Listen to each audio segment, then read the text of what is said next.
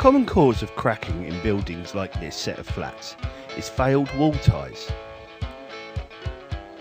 Your building is made up of an outer wall and an inner wall.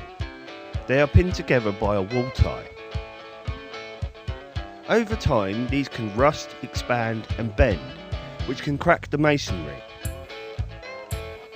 The wall tie can break, causing the walls to bow, bend and buckle, which leads to cracking and destabilisation inside and outside the building.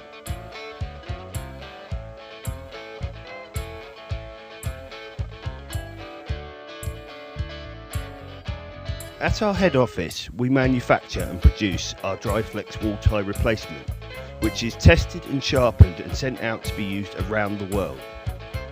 Our licensed installer of Target Structural can give you a wall tie survey and install replacement wall ties.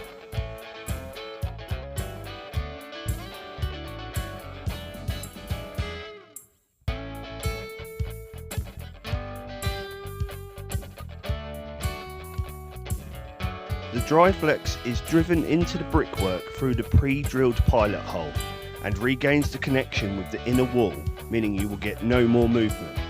And each one is tested to ensure it meets the load requirements, giving you peace of mind.